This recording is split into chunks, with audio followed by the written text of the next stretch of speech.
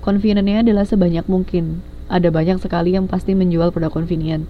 Dan produk shopping ini ada beberapa, dan yang produk spesial ini beberapa sering malah hanya satu dalam pasar tertentu. Jadi lebih sedikit lagi.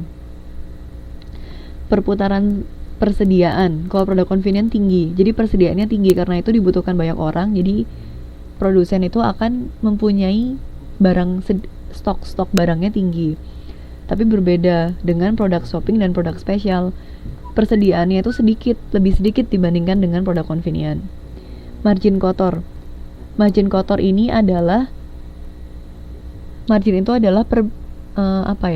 contohnya keuntungan yang didapat.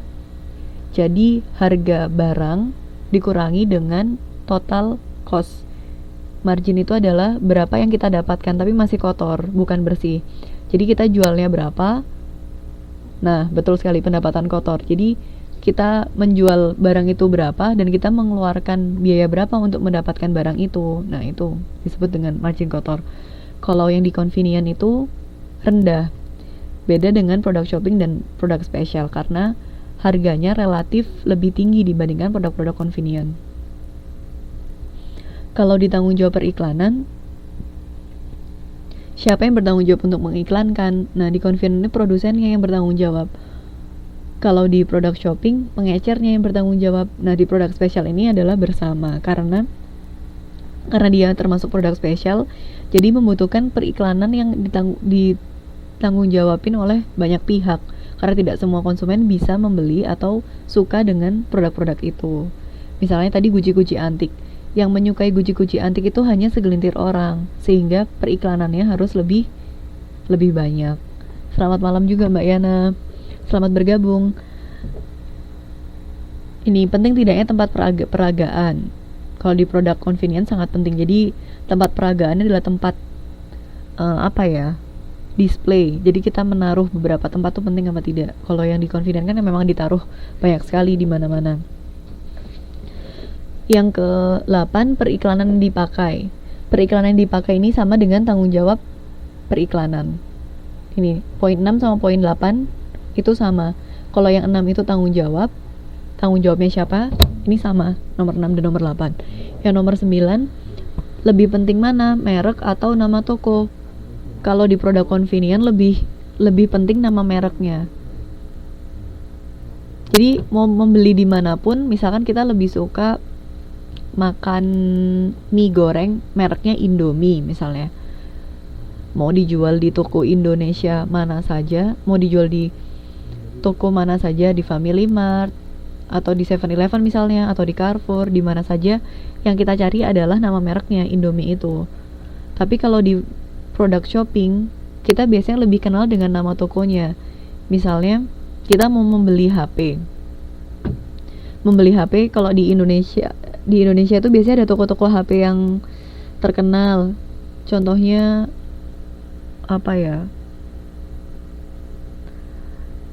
contoh HP di Indo itu, kalau di tempat saya di Surabaya itu adanya High Tech Mall atau WTC. Di WTC itu orang pasti pemikirannya adalah ketika membutuhkan barang-barang elektronik dan HP, larinya ke toko itu. Nah, kayak gitu. Karena di situ banyak sekali toko-tokonya. Jadi lebih kenal dengan nama tokonya. Tapi kalau produk spesial ini keduanya itu tokonya penting, nama mereknya juga penting karena spesial. Spesial itu karena semakin sedikit yang membeli, karena hanya sekelompok orang tertentu yang akan membeli produk-produk spesial itu. Nah, ini ada contohnya membeli baju di Hang Ten. Nah, ini benar. Atau membeli baju maunya cuma di Matahari, contohnya kayak gitu. Yang nomor 10 adalah penting tidaknya kemasan. Kalau di produk convenient itu sangat penting karena banyak sekali produsen yang menjual barang-barang itu. Contohnya tadi pasta gigi. Pasta gigi kan ada banyak sekali kemasannya. Untuk anak kecil biasanya dikasih pasta gigi yang ada gambar binatang-binatang lucu-lucu, ada gambar beruangnya. Bisa juga dikasih hadiah atau pasta gigi beserta dengan pegangan pasta gigi beserta pegangan ini, sikat giginya biasanya yang bentuk boneka atau bentuk apa. Nah, itu sangat penting karena banyak sekali yang menjual. Tetapi di produk shopping dan produk spesial ini kurang penting karena orang lebih memilih barangnya, bukan kemasannya. Nah, seperti itu. Kodomo rasa stroberi. Iya, pasta gigi Kodomo. Nah, setelah kita belajar tentang produk konsumen, kita menginjak ke produk industrial. Tadi yang teman-teman ungkapkan benar semua. Jadi produk industrial adalah produk yang dibeli untuk kepentingan proses produksi dan untuk kepentingan dalam industri atau lembaga. Nah, siapa pembeli produk industrial itu? Kalau di produk konsumen yang membeli adalah individual, sedangkan kalau di produk industrial yang membeli adalah perusahaan-perusahaan, lembaga-lembaga, dan organisasi. Ternyata di dalam produk industrial itu, produk itu bisa dibagi-bagi juga menjadi 5 golongan. Yang pertama adalah bahan baku. Yang kedua, komponen dan produk setengah jadi. Yang ketiga, perlengkapan operasi. Yang keempat, instalasi. Dan yang kelima adalah peralatan ekstra. Jadi beda. Kalau yang produk konsumen itu tadi dibaginya produk shopping, produk convenience, sama produk spesial. Kalau yang ini dibagi menjadi 5 hal ini. Nah, ini untuk lebih mengerti kembali tentang kelima penggolongan di produk industrial. Yang pertama adalah bahan baku.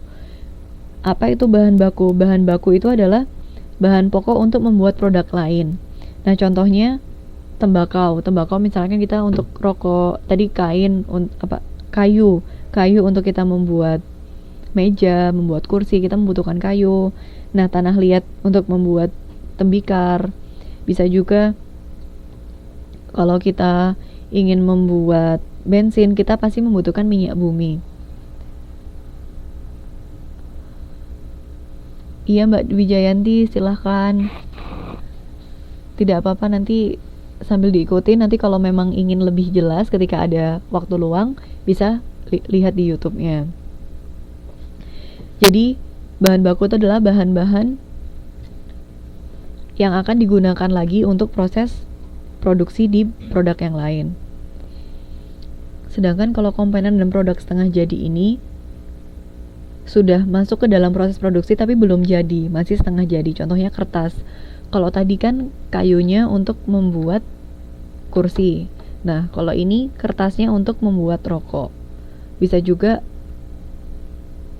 semen untuk membuat gedung. Jadi itu sudah diolah terlebih dahulu. Tapi diolah lagi untuk mendapatkan hasil produk yang lain. Sedangkan ini ada perlengkapan operasi atau operating supplies. Adalah produk yang dapat digunakan untuk membantu lancarnya proses produksi maupun kegiatan lain di dalam perusahaan. Ini contohnya ada minyak pelumas untuk mesin-mesin. Jadi produknya itu digunakan untuk memperlancar proses produksi. Ada juga kertas dan pensil untuk membuat catatan. Jadi barang-barang yang dibutuhkan untuk memperlancar proses produksi. Dan apa sih itu produk instalasi? Nah, ini tadi yang ketiga, yang ini produk instalasi itu apa? Produk instalasi itu adalah alat produksi utama dalam sebuah pabrik yang digunakan untuk jangka waktu lama, atau biasanya digunakan barang tahan lama. Jadi barang instalasi ini digunakan untuk jangka waktu yang lama. Contohnya itu adalah mobil untuk perusahaan persewaan mobil. Merupakan produk penting. Kalau misalkan kita membuat persewaan mobil, pasti kita harus butuh mobilnya. Dan kalau misalkan kita membuat perusahaan fotokopi, pasti kita mesin fotokopinya yang paling kita butuhkan. Nah, itu yang dimaksud dengan produk instalasi. Dan ini Mbak Sulastri, mesin-mesin. Ya, benar sekali, mesin-mesin termasuk ke dalam produk instalasi. Nah, sedangkan untuk peralatan ekstra itu adalah barang-barang yang digunakan tapi membantu instalasi. Kalau yang di produk instalasi itu adalah produk pentingnya atau produk utamanya.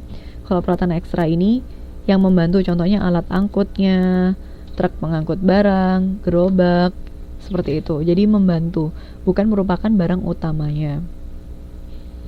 Sampai di sini ada yang ditanyakan untuk penggolongan 5 produk ini.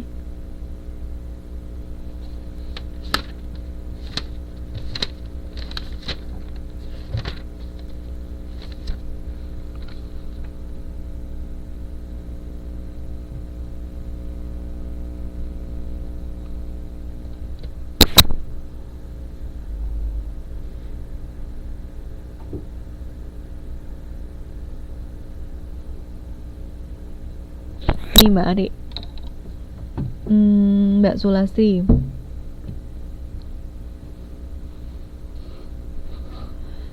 Mbak Sulastri kalau tenaga kerja itu masuk peralatan ekstra atau instalasi Mbak? Ini tergantung dengan perusahaannya. Contohnya kalau dia perusahaan tenaga kerja, misalnya perusahaan tenaga kerja yang perusahaan itu akan menawarkan tenaga kerja ke perusahaan-perusahaan lain. Nah, tenaga kerja itu akan termasuk ke dalam produk instalasi.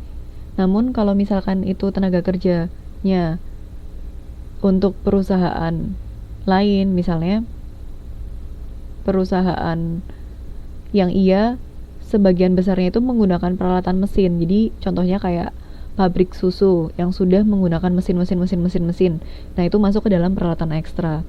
Jadi di sini kita bisa menggolongkan termasuk produk instalasi atau produk peralatan ekstra itu dilihat dengan perusahaannya. Perusahaan itu bergerak di bidang apa. Kalau ternyata untuk perusahaan tenaga kerja yang dimana itu menawarkan tenaga kerja sebagai produknya, nah itu tenaga kerja dimasuk ke dalam produk instalasi. Tetapi kalau ternyata perusahaan itu membutuhkan tenaga kerja untuk membantu memperlancar, nah itu termasuk ke dalam peralatan ekstra. Kalau Mbak Ari tabel 5.2. Tabel 5.2 ini tentang pengecer Mbak. Bukankah warung atau toko kecil di sekitar kita itu merupakan pengecer?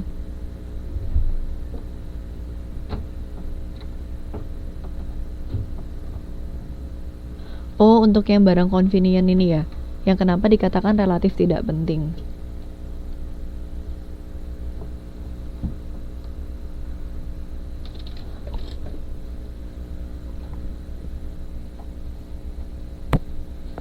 Iya, kalau yang di ini warung dan itu semuanya termasuk ke dalam kategori pengecer. Tetapi kenapa dikatakan relatif tidak penting? Karena produk-produk ini adalah produk yang sangat dibutuhkan oleh konsumen. Jadi misalnya walaupun itu tidak ada pengecer, misalnya tidak ada pengecer yang sebanyak itu, konsumen itu akan tetap membeli walaupun ada atau tidak, seperti itu contohnya. Karena itu adalah barang-barang kebutuhan pokok konsumen.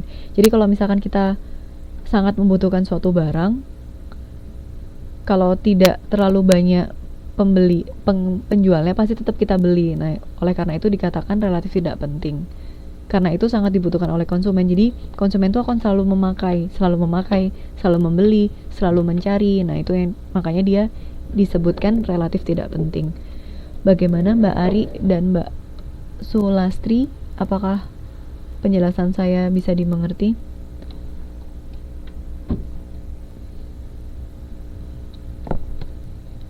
Ya, terima kasih kalau sudah paham teman-teman. Nah, ini yang di karakteristik produk industrial. Setelah kita belajar tentang apa pengertiannya, nah ini ada karakteristiknya. Harga per unit. Harga per unitnya bahan bakunya sangat rendah karena umumnya bahan baku itu kita membeli kemudian kita olah kembali.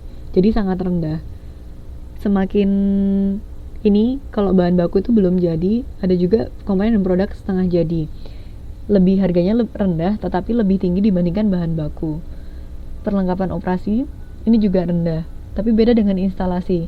Karena instalasi di sini adalah barang-barang yang dia sangat amat dibutuhkan oleh perusahaan, sehingga harganya umumnya sangat tinggi. Contohnya mesin-mesin, mobil untuk persewaan mobil. Nah, itu kan merupakan harga-harga yang barang-barang yang memiliki harga tinggi. Selamat datang Mbak Anis. Silakan langsung bergabung. Untuk peralatan ekstra ini sedang. Yang kedua adalah periode usia. Periode usianya sangat pendek, bergantung pada produk akhir. Maksudnya bergantung pada produk akhir itu, produk setengah jadi itu karena diolah